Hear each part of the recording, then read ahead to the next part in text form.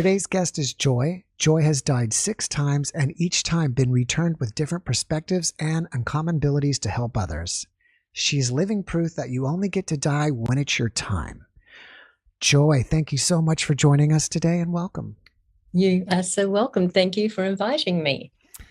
All right, Joy. Well, my audience loves to hear about near-death experiences. And if you Well, don't they're going to adore me. then let's go. All right. Let's start with the first time I died. I was 15 years old and I flew off a cliff on a motorbike wearing a full face helmet and a bikini. They never found the bikini top and I was declared dead on the operating table for 2.5 minutes. And I had the whole near-death experience before it was fashionable. I remember the anesthesiologist counting me down. And the next thing I remember, I'm up in the corner of the room and I'm looking down at the operating table and I see this flurry of activity and the anesthesiologist says, "We've lost her." And I am not registering that it's me for a second. And then all of a sudden, oh my God, that's me. And then, oh my God, that's not me. That's just my body. And this wild sense of freedom came over me. And it's true about the light, darlings. It really is. Tunnel is probably the best thing. You can tunnel will do. You'll see. But this light is pure, unconditional love. And it is, I wanted with every single fiber of me to go into this light. And I was stopped and I was sent back and I was pissed because I woke up in the ICU with the doctor wanting to amputate my leg, telling me I'd never walk again. I told him I'd not only walk, I'd dance on his grave. And that's actually how I became a silver medal winning ballroom and Latin dancer. But that's another story. I will say, though, because this is really important, I did to myself what I wouldn't let the doctor do. I metaphorically amputated my own leg. I didn't know how to deal with the pain. So I did the only thing that I knew how to do, which is what I'd been trained. Anybody else had this soldier on and just, that doesn't work. I had to learn that you can't heal what you don't own. It was only when I learned to treat my leg, my pain, like a crying child. Your body doesn't yell at you for no reason. Why would it do that? No, my darling, pain is there to say, hello, there's something that needs to be addressed. Could we possibly figure this out? And so I stopped and I held my leg and I said, well, I am so sorry. I have been so mean. I have been making you wrong and bad. You're not a bad leg. You're a wonderful leg. You reach all the way to the ground despite all of the dreadful things that I've been doing to you and saying to you. Oh, my goodness. I'm listening now. I'm not going to make you suppress you anymore. What do you need? Well, my darling, let me tell you that things dramatically started improving after that point. You can't heal what you don't own. So if you have an ongoing chronic anything, chronic means anything that's had more than 3 months, instead of making it your enemy, because your body's not your enemy. No. Your body is desperately trying to do absolutely everything that it can to keep you healthy and functioning and happy and well. Would like you to know, would like a bit of help in this area. Yeah. So if you've got something going on in your body that's been there for a while and you just like, lower back, it's like, oh, I hate it. Stop that just for a second. And take a breath and put your hands on that part of your body and go, I am so sorry. I love you. And think about what your life would be like without that bit, eh? Send it some love. All right, I'm going to have a wee quick drink of water. If you want to remain healthy and alive, here's the key right here, water.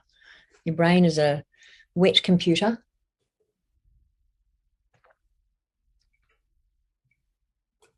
And your body's mostly water, and it just doesn't function without it. So I really love what you said about you can't heal what you don't own. own. Yeah, that's fascinating. Yeah, yeah. And treating parts of your body like they're enemies and making them wrong and bad, that doesn't help either. Yeah, it doesn't. It's I had to learn a lot about loving myself on the journey back, because my scars were so spectacular that complete strangers would feel obliged to stop me on the street and go, "Oh my God, what happened to you?" Now, don't do that. What a dick move. Don't ever do that to anybody. And if you've got scars, that says you're a warrior. That says you've seen some stuff and you're still here. And I honor you. There's all kinds of scars, though, isn't there? Some you can't see. Anyway, so back to near-death experiences. Took me. Actually, I'll just carry on with the story if that's all right. Sure. Yeah. So it took me 7 years to get back on my feet and dancing, and in that time I discovered I had an amazing knack for business, for creating gorgeous ideas, for seeing things that many people can't. So I made lots of money and had lots of fun and married the perfect man for me, who was the house husband that I loved going out and making money, and he looked after me while I did that, and it was fantastic. And I was at the top of my game, and I persuaded him to leave all of our support in New Zealand and move to Australia, where we got this gorgeous flat in Elizabeth Bay, which is right next to, in Sydney. We sat on the balcony drinking champagne with our millionaire friends, watching the Sydney to Hobart yacht race go by from the balcony. Oh my gosh. I had made it. But see, I'd smashed up my leg so spectacularly in that first accident at 15 that nobody noticed 13 displaced vertebrae. So when I was hit by a drunk driver at 24, just 4 months after moving to Australia, away from everybody we knew, all of these spinal injuries were activated. And I couldn't speak without stuttering. I couldn't walk or stand for more than a few minutes. I couldn't lift a glass of water with my left hand. I lost 70% of the strength in the left side of my body. But the most challenging thing of all was any time I went into stress, any kind of stress, the soft tissue would swell at the base of my neck. Blood would stop going to my brain, and I would have about 3 minutes before I blacked out. I never knew if I would wake up from any of those blackouts. And it was a stressful time. So I was blacking out multiple times a day at one point. And each one of these blackouts was creating an oxidative stress wall in my forebrain. And after a couple of years of this, doctors said I would be dead or brain dead by the time I was 30.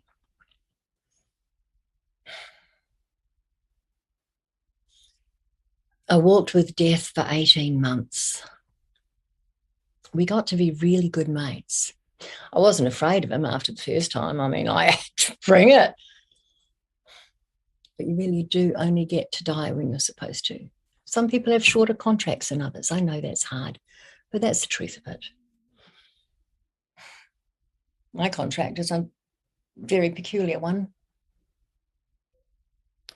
You know, when you wake up in the morning and you really don't know if you're going to see the end of the day, it changes things. All your perspectives change. I suddenly had to look at, okay, so what am I going to take to God if I do die today? Hey, God, I made all this money. I broke through the glass ceiling on every industry I entered. I freaking rocked it in the business world. Look at all the things I own.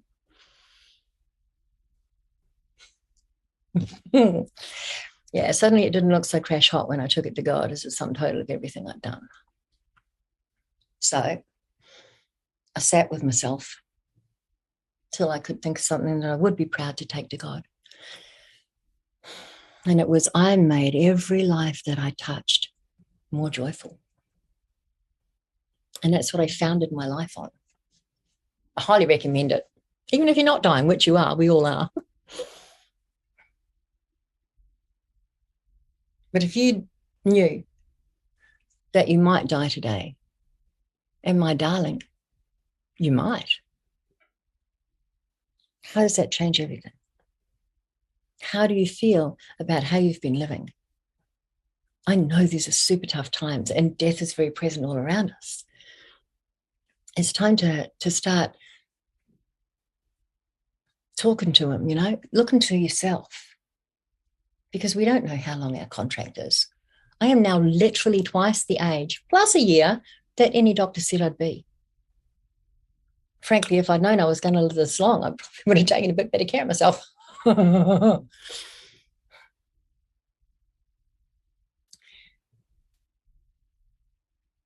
I will tell you that death is nothing to fear and a great and wonderful guide of how to live. But do not seek him out. Because if you are looking to die because life is too hard, my darling, that doesn't work. That really doesn't work. Yes, death is wonderful. Death is not the end of anything any more than, I just arrived at my destination. I'm going to exit the car now. You don't cease to exist because you've gotten out of the car. You might choose to stay a while here at that place and then hop in another vehicle, go somewhere else, or you might stay home for a while, but you do not cease to exist. And if you have not done what you wanted to do or learned what you needed to learn, well, you'll be back and it will be harder. So you have so much more help than you could possibly know, my love. You do. You do. I talk to a lot of dead people.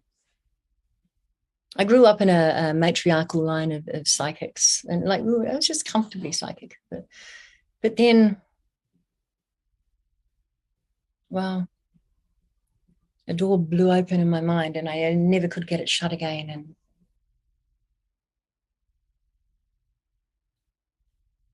I had to learn to set office hours, otherwise I would go mad.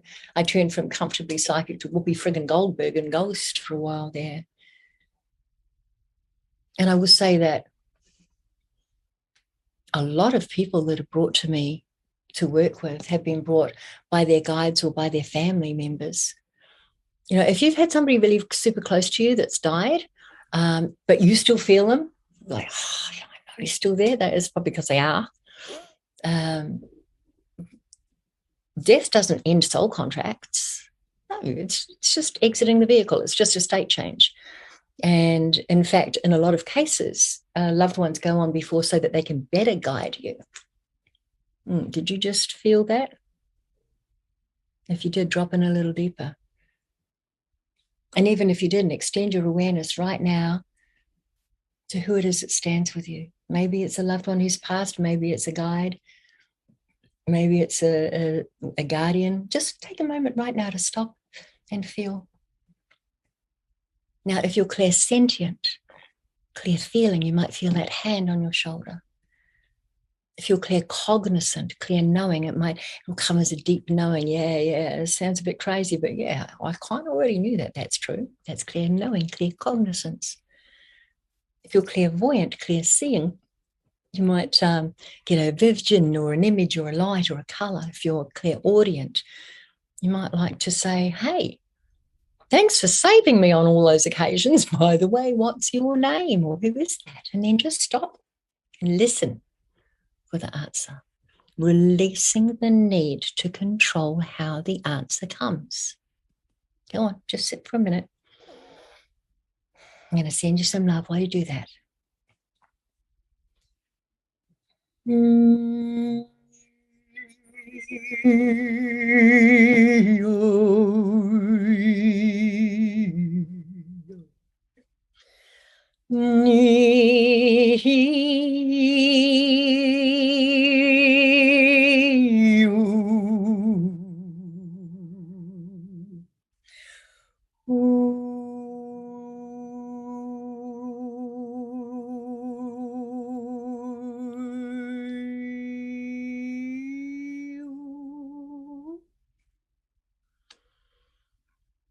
And take a deep breath. And pop in the comments what you noticed.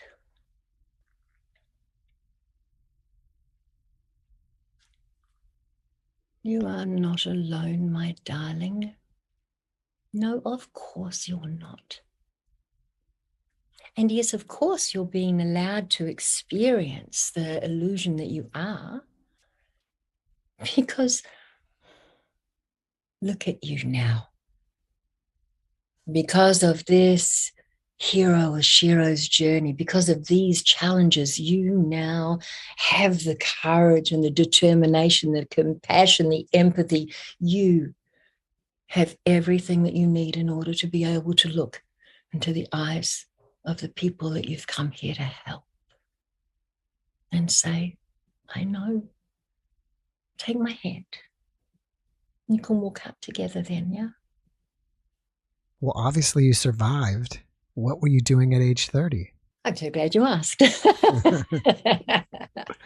Well, the court-appointed psychiatrist, just to give you a bit of perspective, suggested that I should take up basket weaving so that I can continue to be a member, a contributing member of society once I'm vegetative.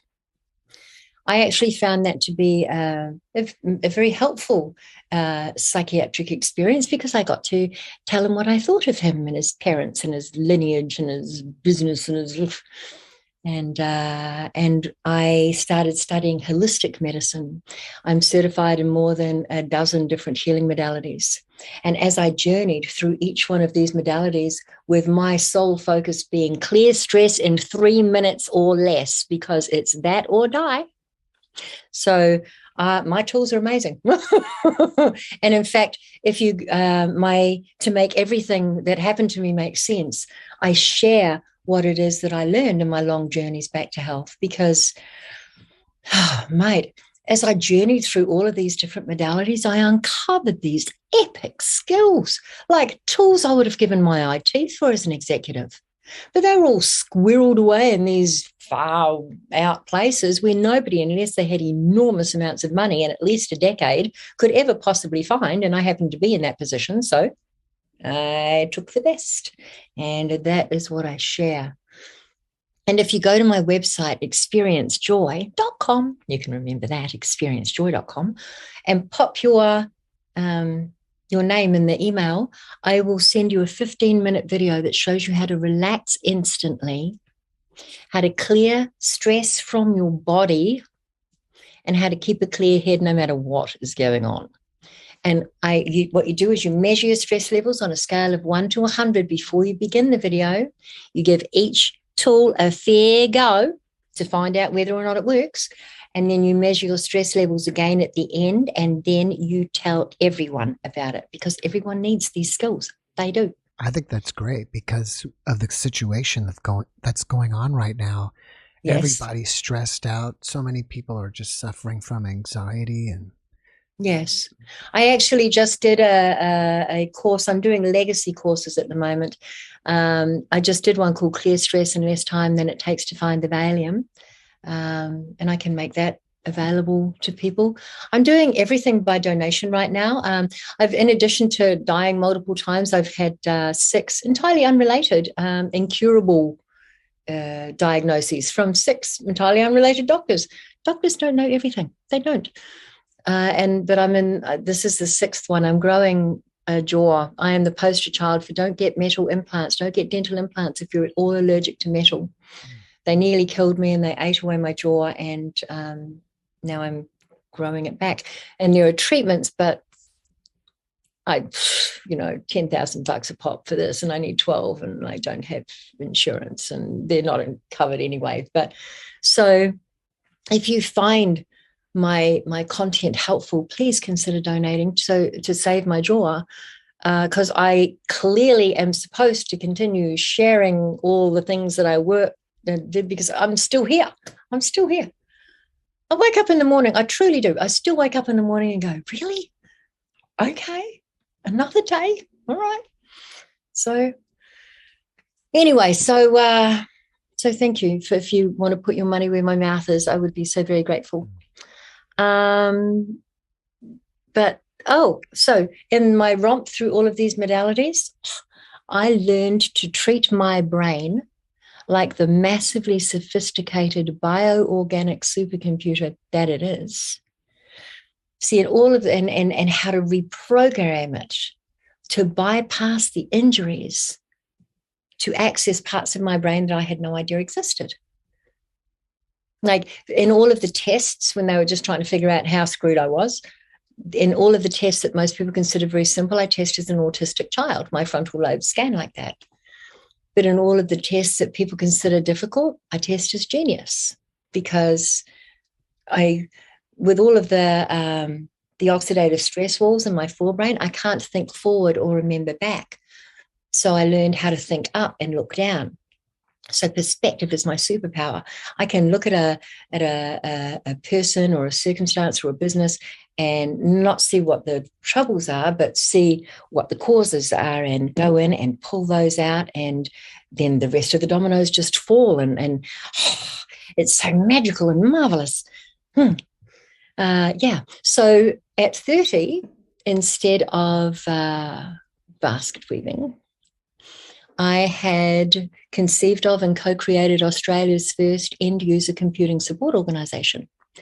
I was advising state and federal government. I had literally created a new industry within the computer support industry. I was the first individual ever to be nominated for an IT&T Excellence Award for industry development. Oh, they hated me so much, that old boys network.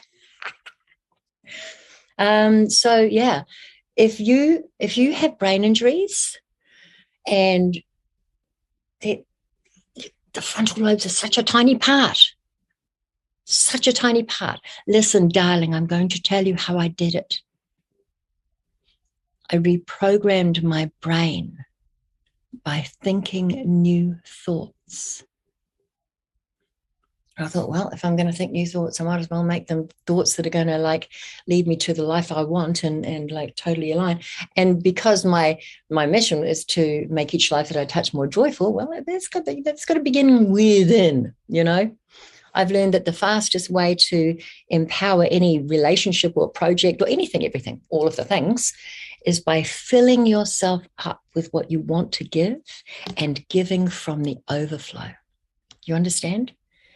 It changes everything. It changes the quality of your gift or your offering or your expression. It changes everything. Because think about it. Okay, what do you get if you squeeze an orange? Orange juice? Yes. Can you get pickle juice when you squeeze an orange? Nope. Banana juice? Nope. Why not? Because you only have an orange. And it can only give you what it's got inside of it to give. Just like the orange, when you're put in a situation and squeezed, if you have spent your life giving to everybody except yourself, chances are what's going to come out will be a bit dry and bitter.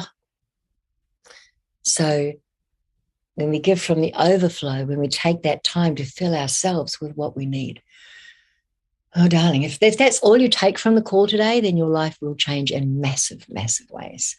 What I really liked about thinking new thoughts is, to me, the brain is a learning machine. And you've got to rewire it. So every time you learn something new, you're rewiring the brain. Exactly right. And with using the brain as a computer analogy, which it is, and it runs on water. Have I mentioned have water? Mm-hmm. Because if you're dehydrating, the first thing to go is your short-term memory. So if you're going, what's that guy's name? How much do I tip? What is it? That's your brain going, what do you want from me? I need water in order to function. So give it some. I like to give my brain every single advantage you can possibly have. You've learned many health modalities. Which one of them is the best, you think? I'm not a purist, darling. I'm one who likes to find out about everything, grab all the best bits and leave the rest in the dust. So, well, not in the dust, you know what I mean. I don't know. Because I have favorites from so many of them, and I don't even know really where many of them come from anymore. I just have this ginormous big tool chest that whenever somebody's in front of me and I'm going, oh, okay, that person needs to travel to that, I help them reprogram their brain so their memories can't hurt them anymore. I'll use like timeline transformation for that. Or, if somebody has a deep trauma or a sabotaging program that they just, every time they get to a certain point, they can't get below that, then I will use whatever is appropriate. I don't know if I can answer that because they're all good. Some are more helpful than others. Do you mind if I regress you for just a moment? Because you said something earlier that I thought was very important. I encounter a lot of people who seek death, and I really loved how you were speaking about that you shouldn't be doing that. No, people miss the point. They think, oh, it's the easy way out. It's not, darling, it's not. And depending on your state of mind when you die, I've had to do a lot of soul rescues. It's just a minute.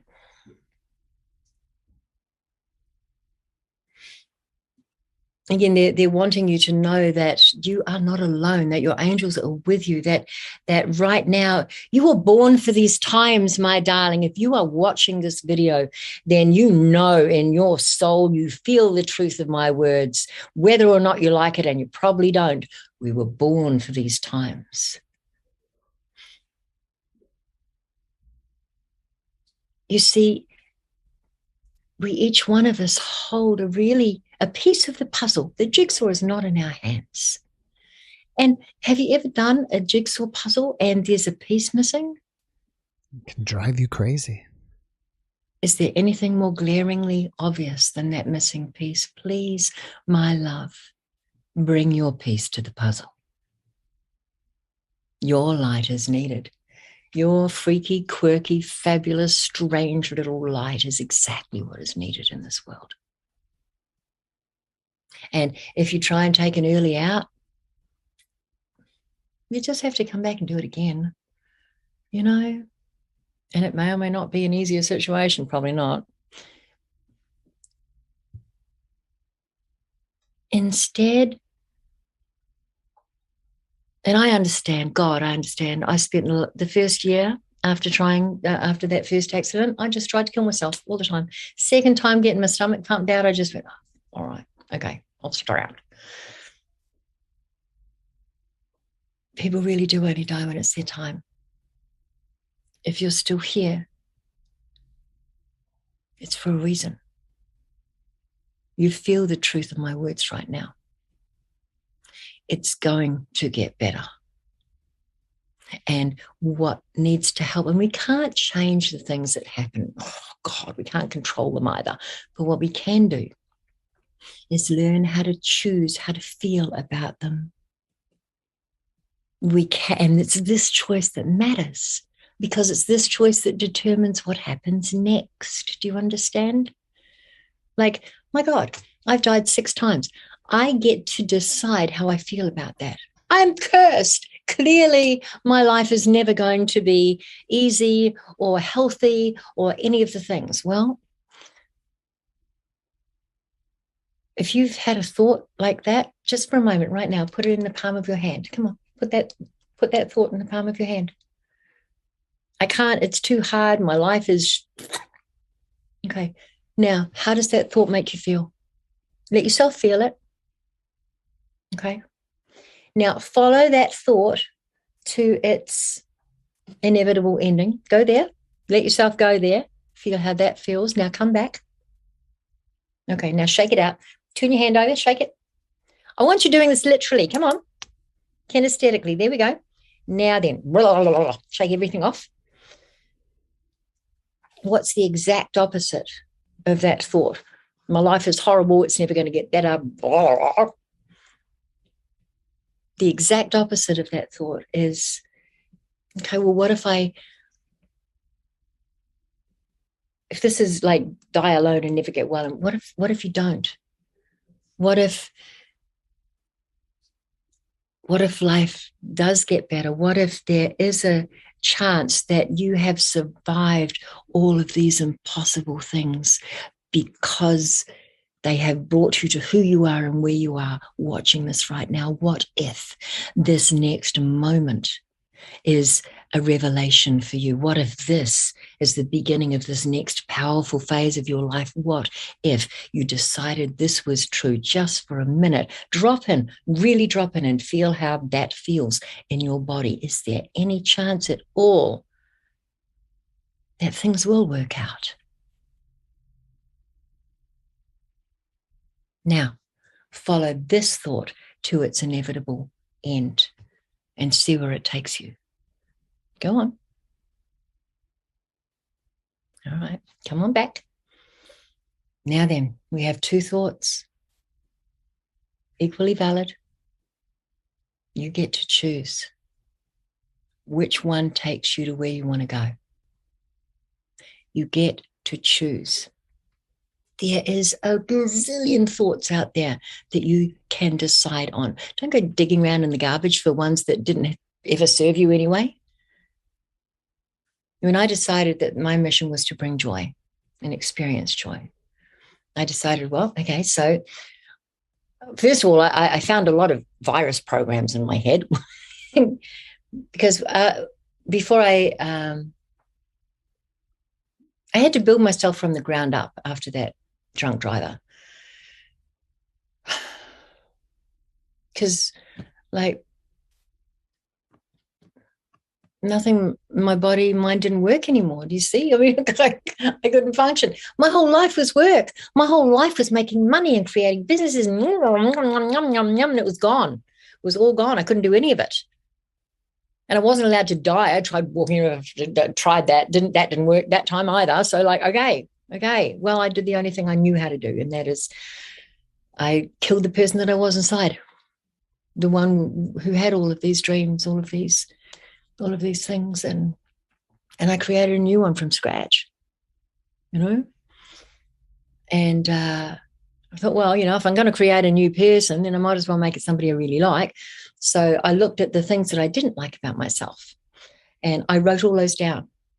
And then I wrote the exact opposite of those things on that side of the paper. And like the first one was, truth had become a bit of a slippery thing for me. You know, I didn't always even know if I was telling the truth. And I really didn't like that about myself. And so I read that anything that you do for a month becomes a habit. I thought, what? Okay.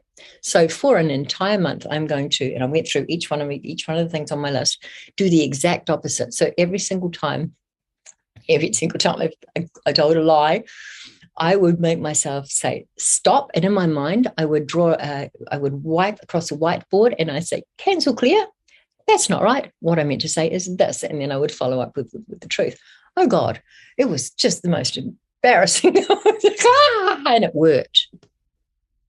It worked. And wow, now I have my brain programmed for joy, because what I did was I make myself look for the most joyful thought under every circumstance, any circumstance, doesn't matter what it is. Oh, there's a lovely thing that's the most joyful, you know, so that when stuff goes down, as it will, my brain automatically has joy as the default. And if you can't find a joyful thought, I'm going to give you the one that got me through more stuff than ever. Write this down. It's such a blessing. This is my joyful thought.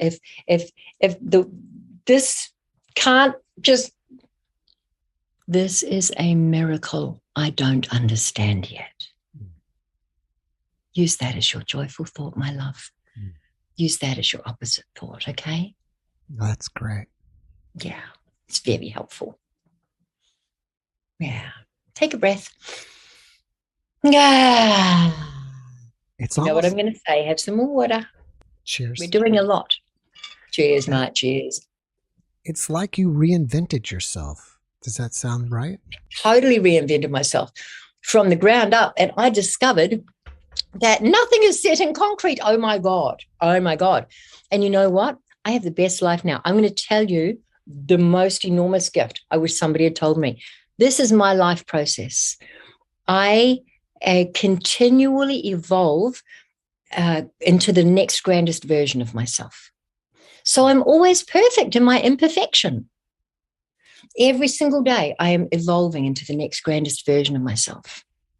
And so everything about me is subject to change without notice. You have to have a really strong change game to be in my close circle. So I'm, oh, what's she doing now? But I am pledged, thanks to my good friend Death, to a life of no regrets. You know, reinventing yourself, that's the game, darling. That's where the fun is. If you don't like a direction you're going, turn around, go in a different direction. You're not a tree. If you are unhappy with what's in front of you, begin to, I mean, when we change the way we think about things, then those things change.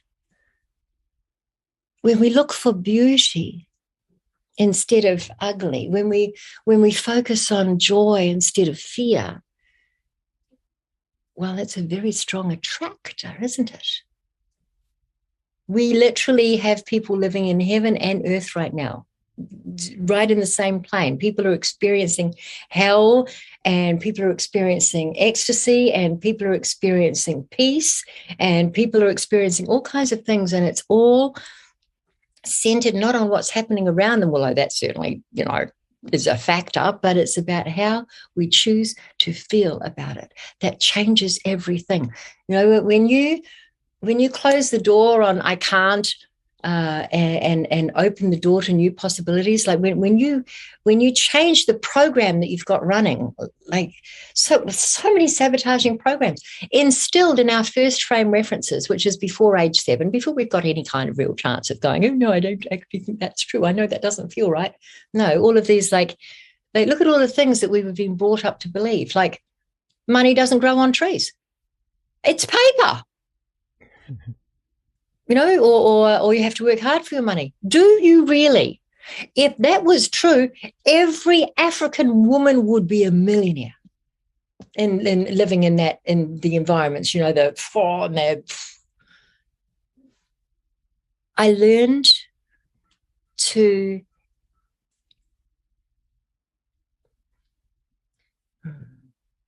we know our thoughts change.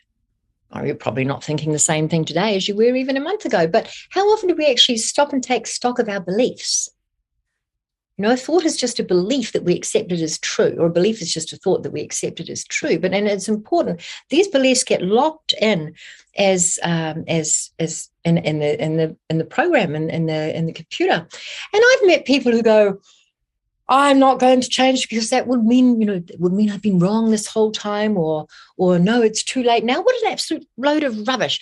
These people are not people who go, I'm going to hold on to this buggy old DOS program. I don't care if there's a new Windows update available. You've got to upgrade the software, darlings. That's what I'm saying. Why work with a buggy old virus program when there's a beautiful new one available and you can write whatever you want on it? Oh, that's so fun. That's what I do these days. I teach people how to reprogram their brains for optimal levels of productivity and joy. Oh, you have the best job. Let me ask you this. In the process of reinventing yourself, you may feel a lot of times that you feel uncomfortable because you're so used to these old patterns.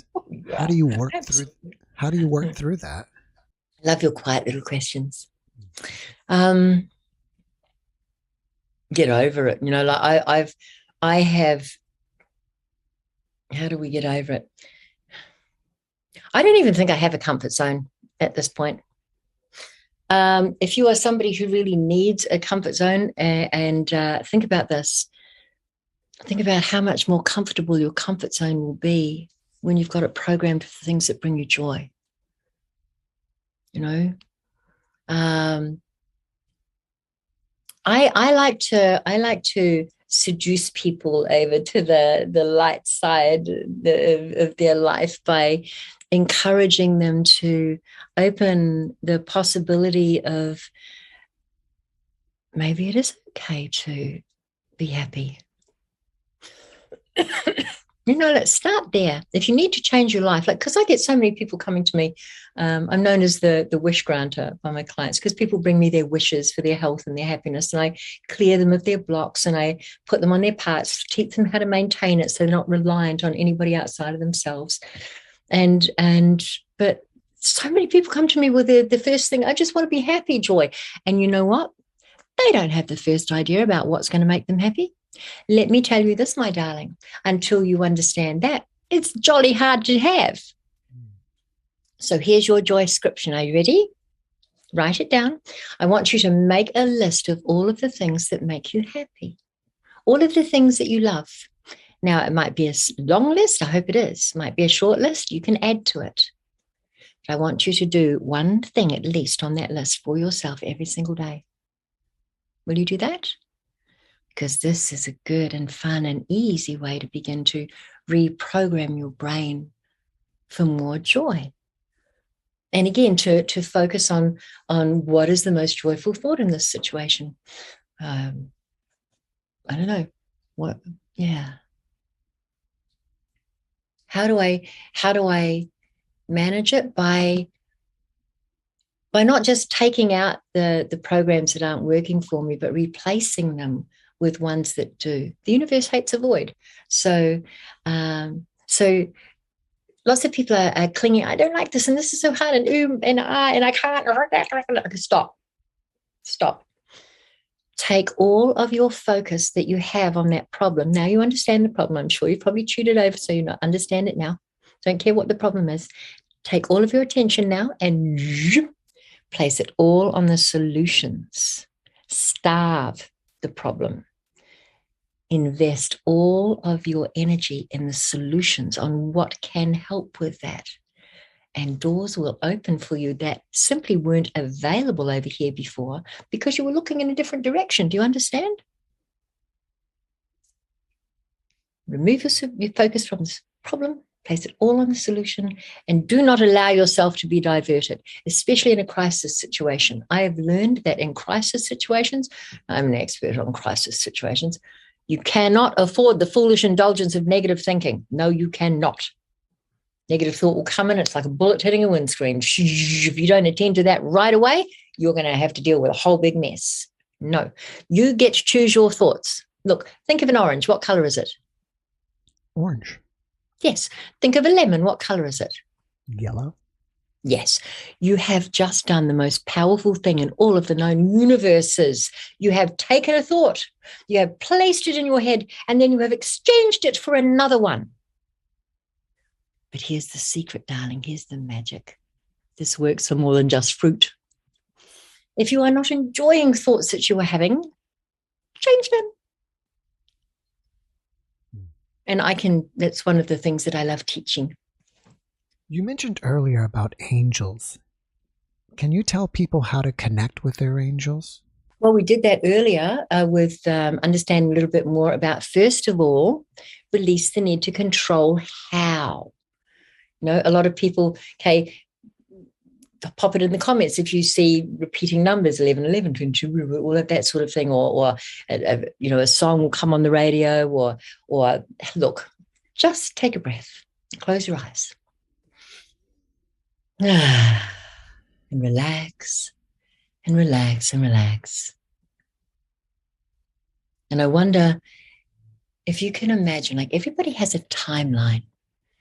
It's the line that stores all of our memories all the way back into birth and even before then, into past lives and generations. And it stores all of our memories into the future as well. Everything that ever has or ever will is stored on that timeline. It will happen to you. So we're just going to take a couple of deep breaths and imagine that line as a physical line with future ahead of you and past behind you. And as you inhale, breathing in light, a gorgeous cloud of healing light, and sighing it into your body. We're going to do that 3 times. And with each breath, you'll feel a little lighter.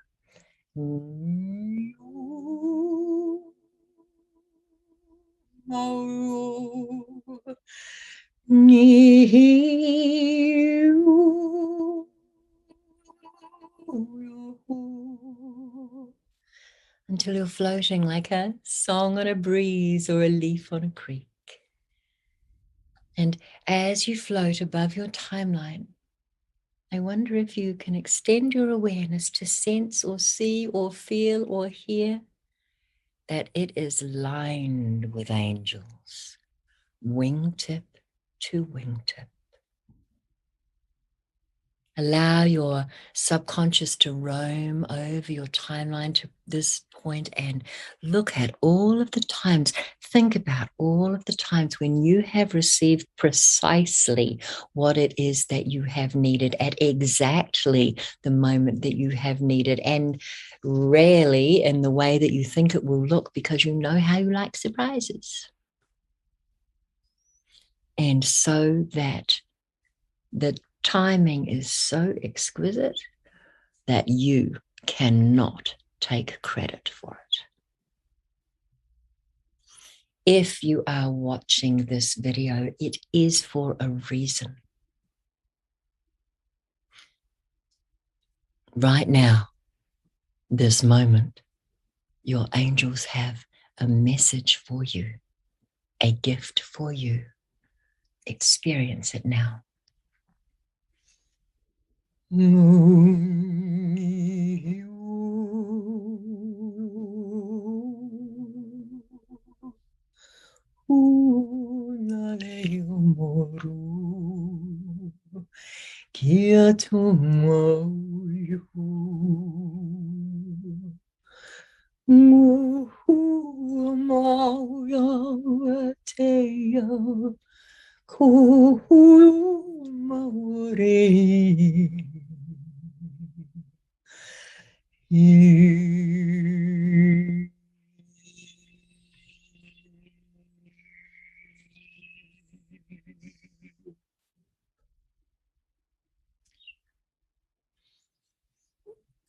And with a lovely deep breath, settle back now into the body, bringing all of the awareness of how supported you are, whether you could see or feel it consciously or not, how protected you are, whether you are aware of it or not, how loved and safe you are. One more deep breath. And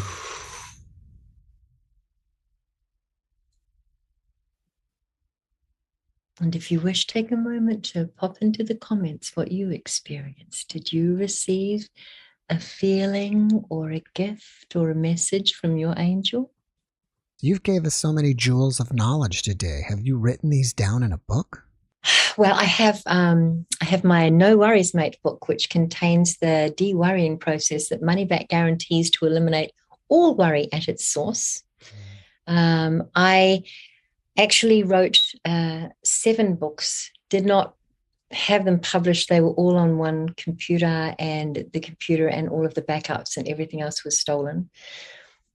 I don't have what I'm trying to do. This March 17th to May 17th was a very intense mortality portal for me this year, where I just told God, that's it, fix me or take me. I can't handle I have an exposed trigeminal nerve. I am a flute the masters play, and I need to have a bone.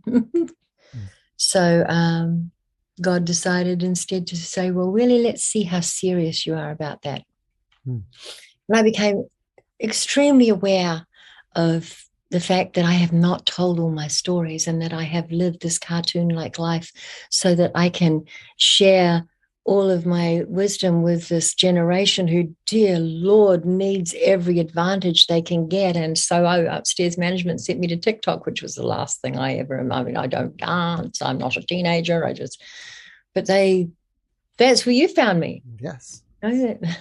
Yeah. My first time I died video, it got like 20 views on Facebook and 14 on Instagram, and 485,000 on TikTok. It's so I have become TikTok's fairy godmother. That I decided, if I am going to come back for one last hurrah, then you have to organize the funds for the treatments.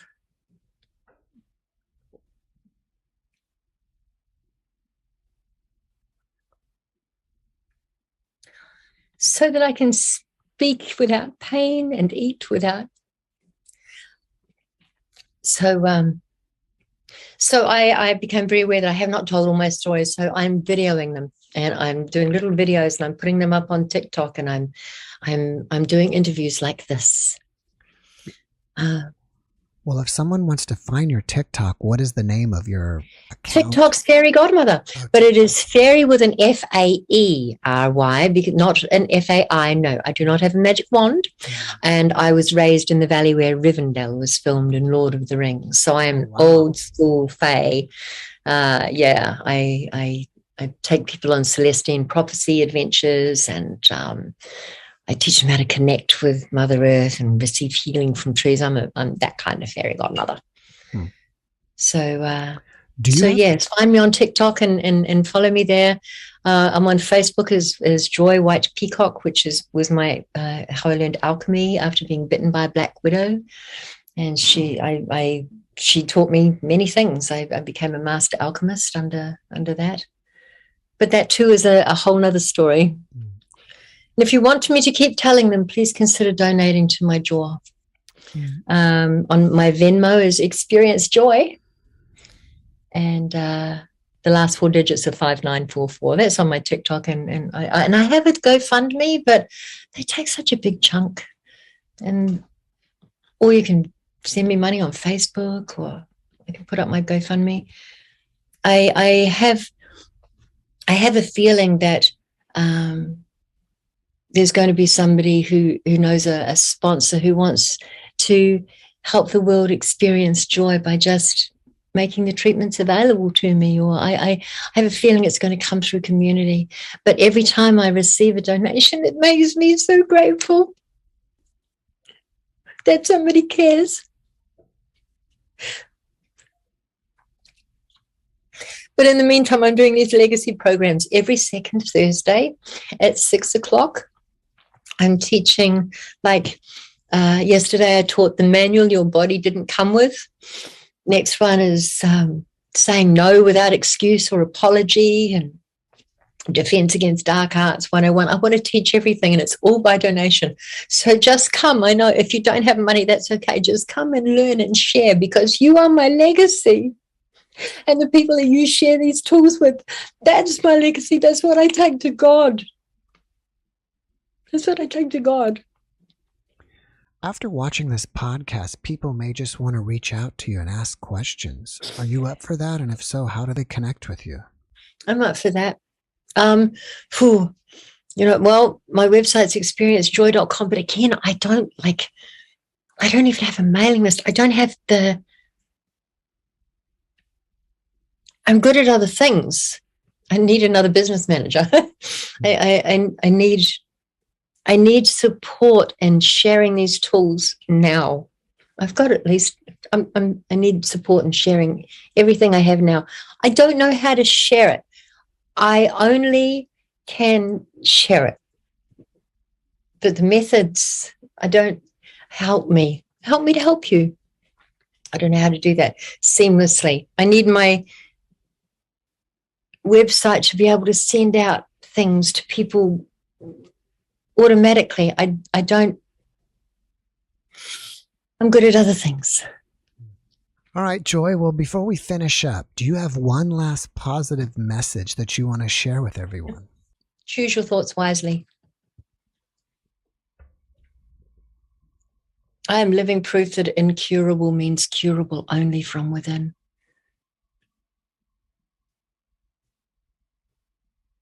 If you're still here, it's because there's a reason.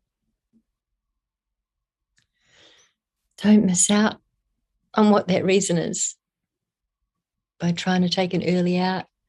You'll be so sad when you realize, oh my God, that's something that's kept me going more often than I really care to admit. I don't know how positive a close it is, but the truth is, I just never know what's going to happen next.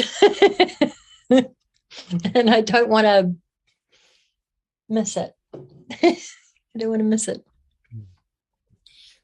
You can choose to experience joy.com. There you go. Joy, thank you so much for joining us. I really appreciate you.